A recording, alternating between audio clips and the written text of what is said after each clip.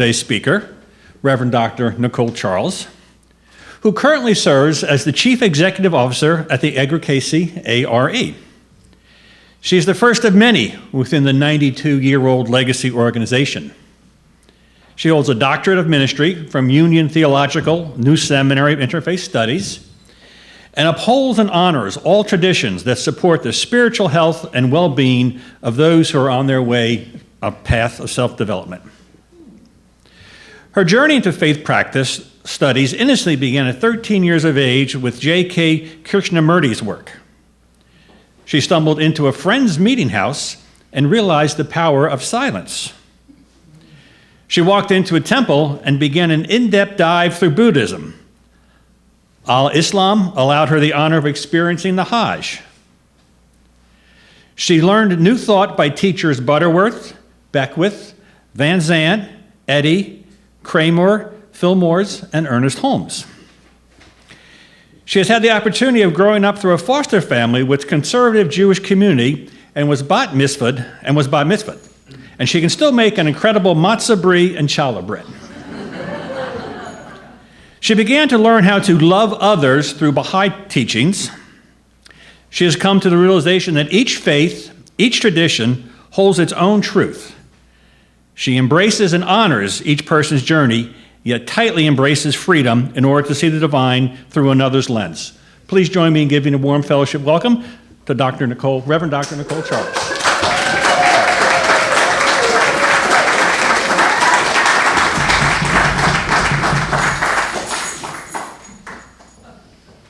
Good morning, everyone. Good morning, fellowship. Good morning. Let's start this morning. What I'm going to do is start my clock, even though I see that one. And of course, here we go. Thank you for this opportunity. Thank you for this invitation. It's been a long time. First time I was supposed to come, came back from Egypt and had wonderful, beautiful COVID or some respiratory thing that was killing me. And I'm grateful for this invitation. I'm also grateful that I didn't come that time because there's been something in my mind for a while holding it, and now it kind of came to fruition. I'm going to share with you my process, or some of my processes of thinking before I write a sermon. Sometimes it will be colors. The same color will come to me within 2 weeks. Or it could be the same dog, the same breed of dog. And to you that might be like, well, what is she talking about? But they're symbols. An animal has its own spirit. An animal has its own way. If there's a consistency of dogs that I see of the same breed, then I begin to study that dog's temperament. The title will come based upon the temperament of that being. So this has came in fish hooks. All of a sudden I'm living in Virginia Beach and I'm constantly seeing fish hooks. And I couldn't understand it because I'm like, I'm a true New Yorker. I don't touch fish unless it's filleted. I don't do none of that. I'm not that person. But I kept seeing fish hooks. The J. And I kept saying an old nursery rhyme. Jack and Jill. Just kept saying it. Fish hooks. Fishers, become fishers of men to bring in. But when you study what a fish hook is, it either holds up something or it draws something in. And Jack and Jill, a nursery rhyme we talk about, so you don't even think nothing about it. But what if a nursery rhyme was preparing you for this journey in life? So this title today is A Nursery Rhyme of Our Lives. I'm going to use the Bible. I'm going to use some readings of Edgar Cayce. And I'm going to use some thoughts of us to bring this home. So I come from the Association for Research and Enlightenment, and for those of you who might not know what that means, we are about to do a deep dive study of ourselves. We are the research, and we're about to explore our lives in a very different perspective. And when you begin to know better of when you studied your life, don't you do better? Or do you keep doing the same thing, wondering why? Sometimes we do, and then it's like I'm being insane, right?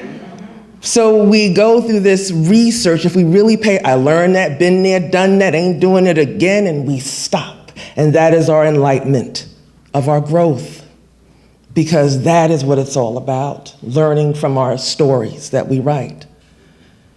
So let's begin. Jack and Jill went up the hill to fetch a bucket of water. Jack fell down and broke his crown, and Jill came tumbling after. I'm going to take each line and we're going to break this down. Jack. Hey, Jack, what's up? You ever thought about what the name means? God is gracious. The name Jack is God is gracious. Jill's name is youthful, young, seemingly young. Let's study that. Jack and Jill both are the masculine and the feminine. Isn't that what God is, the duality, positives, negatives? Isn't that what life is? And these principles move together, logic versus creative. Our minds, our hemispheres, always seeking. Usually we're trying to force to bring together both, but we usually either move through logic or we move through creativity. It's rarely that we can sync the two. But we forget that in this youthfulness, in this innocence, in this not knowing, in this immaturity, we still can move upward to the graciousness of the divine spirit. Whatever you choose to call it, butternut leaf spinach, I don't care. It is something. Ernest Holmes would say it is called it. This thing called you is called it. And so Casey always speaks about the Christ consciousness or Jesus the Christ, or this movement always to our wholeness through holistic health lens. So we now know that God is gracious, and there's an innocence in that. There's an innocence, because in our adultness, in our Jack, the logic, the ego will step in and be like, it has to look this way.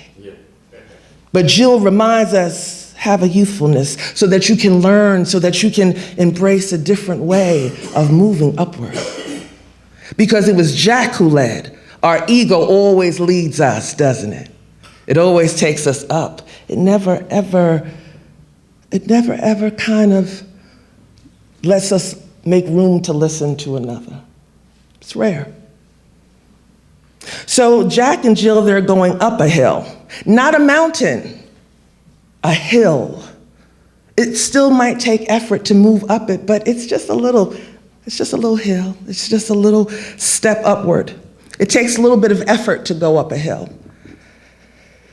but it's still a journey upward. And it says they did not try, they didn't think about it. They went up this in a deliberate, consciously aware of a movement of going upward. To fetch, the definition to fetch is to go for and then bring back. The word religion, is to, in Greek, is to go back, to rewind. Legare, legion, is Latin for the source. To go back to the beginning. So they had to fetch, they had to go for it to bring it back. And water, spiritually, what we know water to be, baptisms, a cleansing, a renewing. Its represented symbolism of truly, it means purity and wisdom. Embodying in its true essence is the healing to create a transformative experience that heals the soul. It nourishes the body and awakens the spirit. It is bringing forth a new personality. Jack fell down and broke his crown. Well, let me ask you this. Sometimes when we're trying to do this whole spiritual thing, gotta look this way, gotta be this way, gotta have it this way, gotta do it this way, gotta move this way, gotta look this way, we forget and we fall down, because what if it's not in the busyness of it, but just in the being in it? And we forget that. We get caught up in reading and reading and reading until we can't read anymore, that the words will bring us power. The words were already embedded in you through the creation of who you are. But we constantly look outside of ourselves. We constantly forget the beauty of who we are. We constantly forget this amazing thing called our life. We are masterpieces moving in the world. There's only one you. I don't care if you have a twin. There's only one you. A beautiful you. And so we forget that this movement, this constancy is to always move upward. Now, this connection, this crown, which Jack broke, is what? The Christ consciousness. It's the awareness of our connection to the all, to the divine. And in the Bible, God states, I am gracious. What does that mean? God's grace. We hear it all the time, but really, what does it mean? It means that there is favor, a showing of kindness to the inferior, because that's the big G. That's the big G. Not God on some throne with a white beard and a gold medallion G on his neck, just the big G.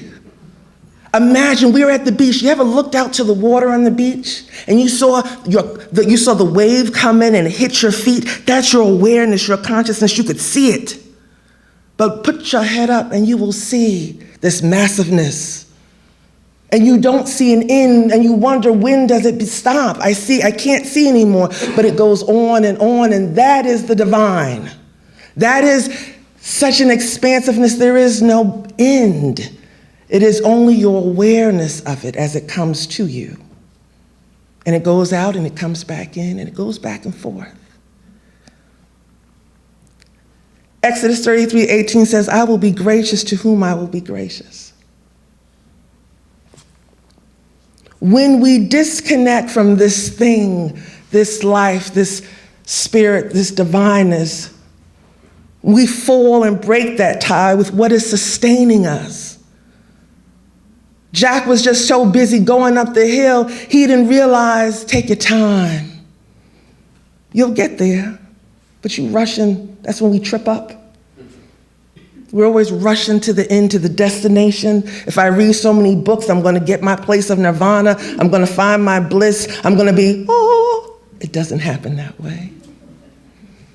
We forget it's not a destination. It's the journey of this thing called life. So we fall, we break what is sustaining us, what is supporting us. And in our immaturity of our egos, we go to that place we don't even realize at times we've stumbled. We've stumbled, we've tumbled, we've fallen, and our crown is broken. Our thinking, which creates the physical result, is not being led by that which allows us to be guided anymore. Because we are no longer adhering to our youthfulness, our ability to learn in our immaturity. We're adults, I already know that. Been there, done it. Don't tell me, I already know. Don't we do that? I should know better. What if? Just what if? And so much so that we can't even apologize because we know better. No one can tell us nothing.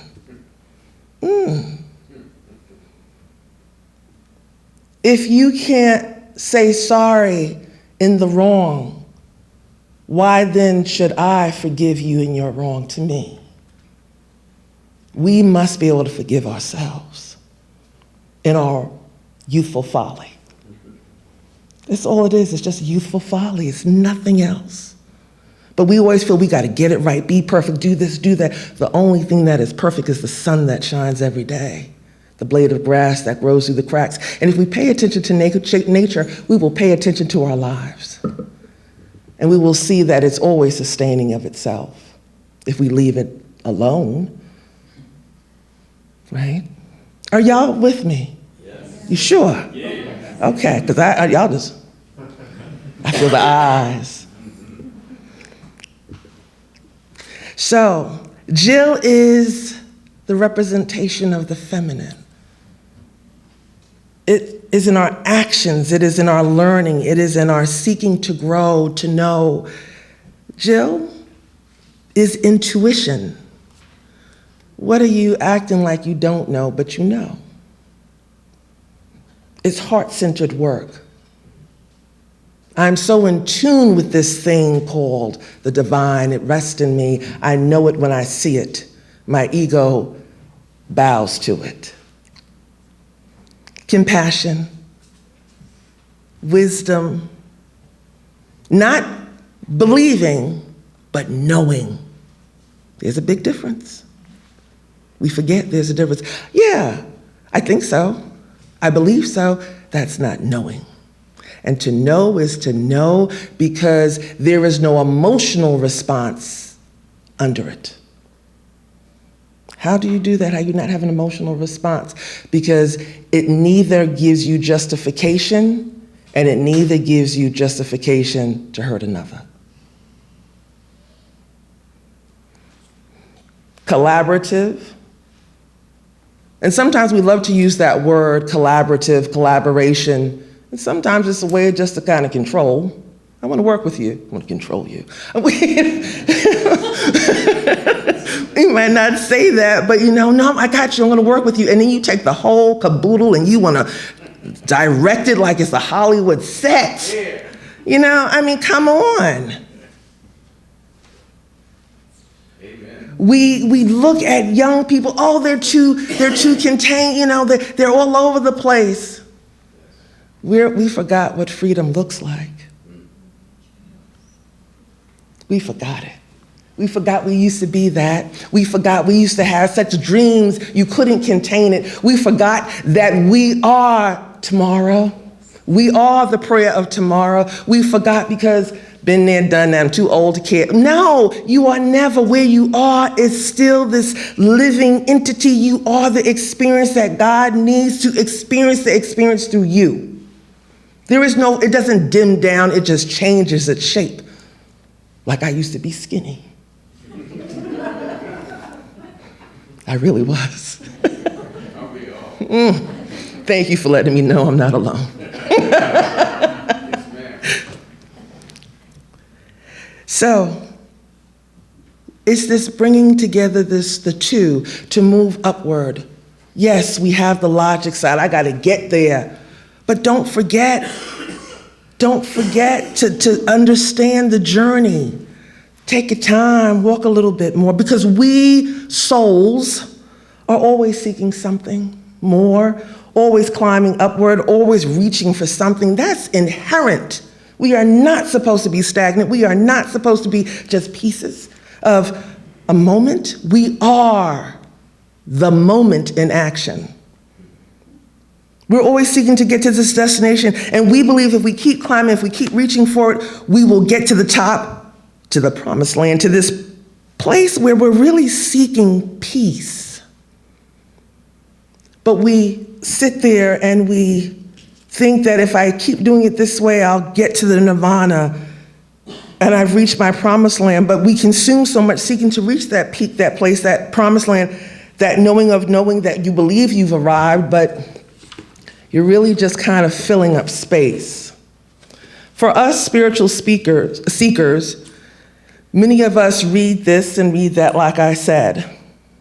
But the question is, when will we move out of that place and move into the living of the spiritual work? It is a thing called living the work. We love to read about it, but doing it is two different things. We hold ourselves into the intellect, how many books we read, Emerson, Thoreau, Descartes, whoever tickles your fancy. But the question is, are you applying it? When I see you, do I know that you are a different being on this earth?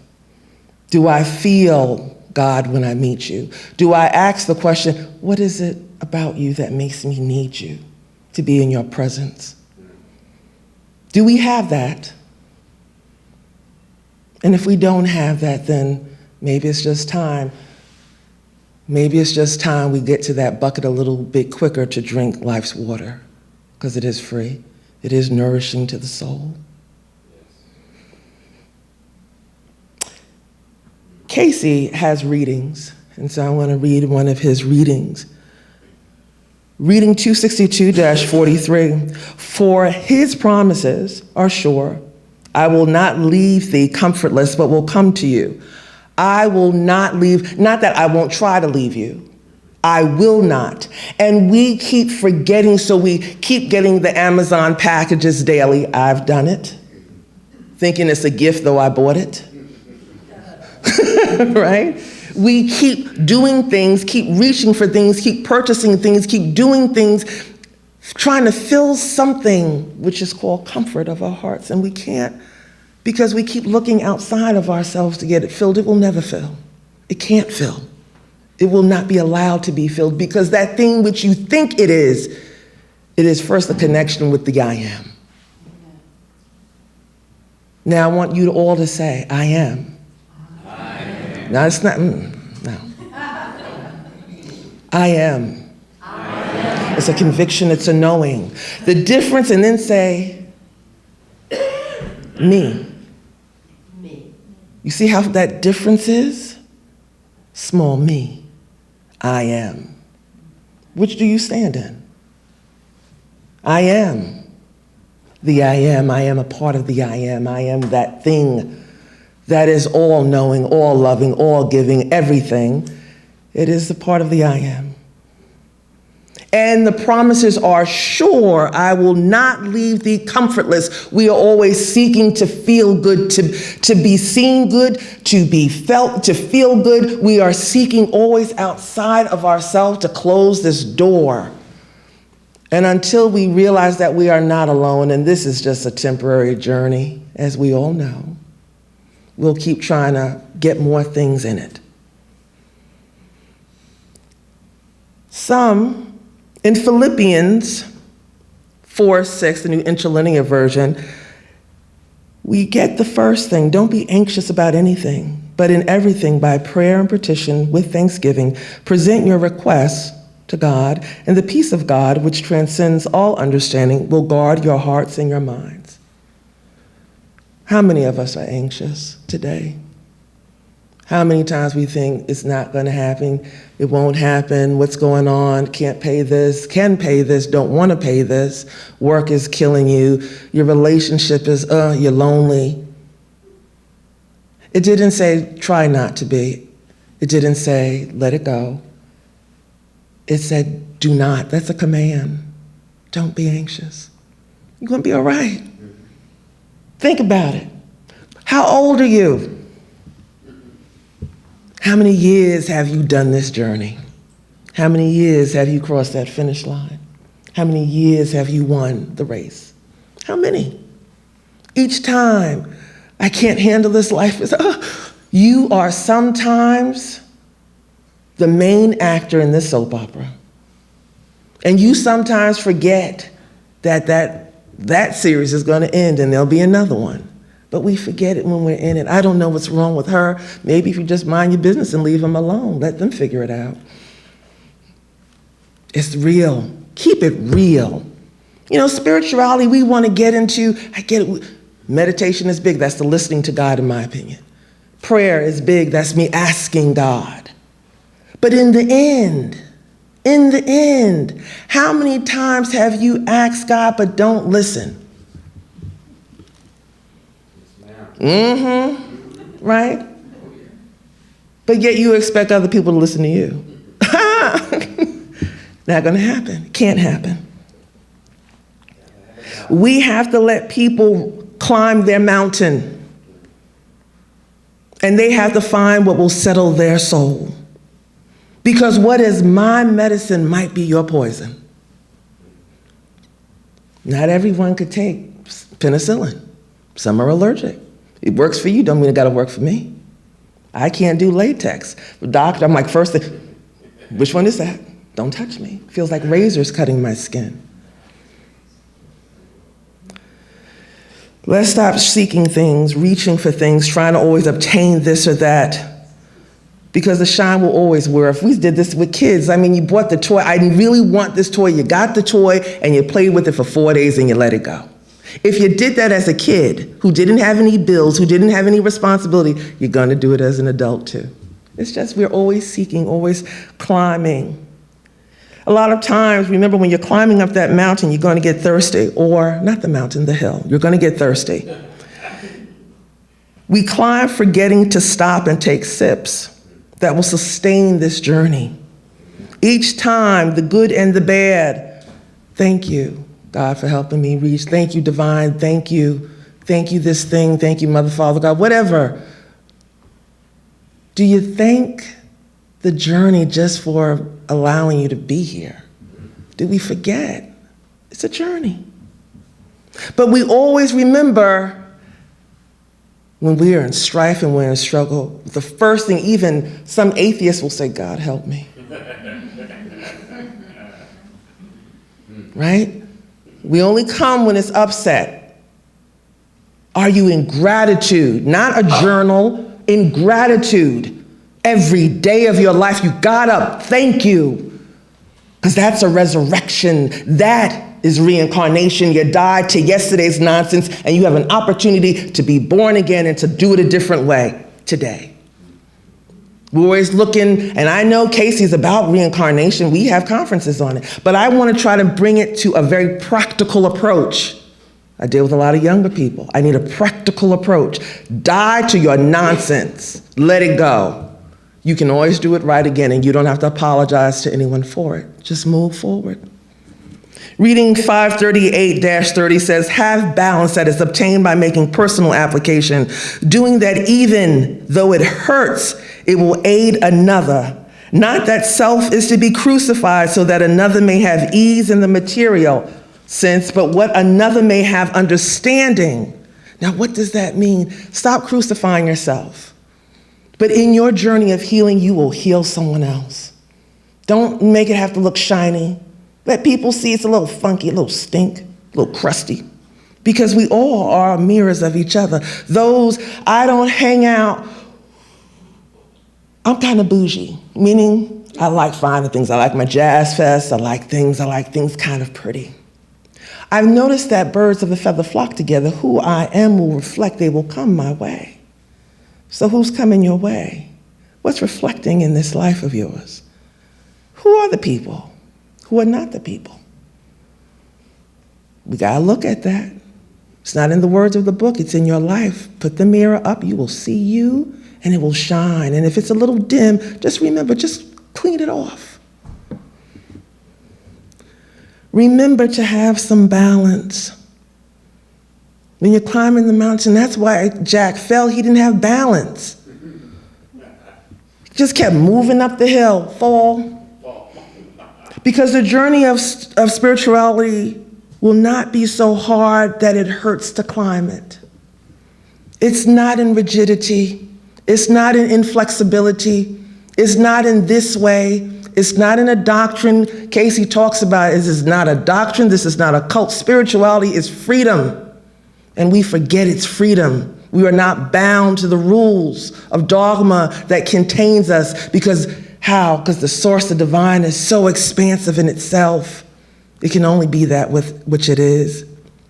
So, I want you to remember this because everything is cyclical. And I want you to remember the words of Solomon, the wisest king. There is a time to be born and a time to die, a time to plant and a time to uproot, a time to kill and a time to heal, a time to tear down and a time to build, a time to weep and a time to laugh, a time to mourn and a time to dance, a time to scatter stones and a time to gather them. That means hostility versus friendship.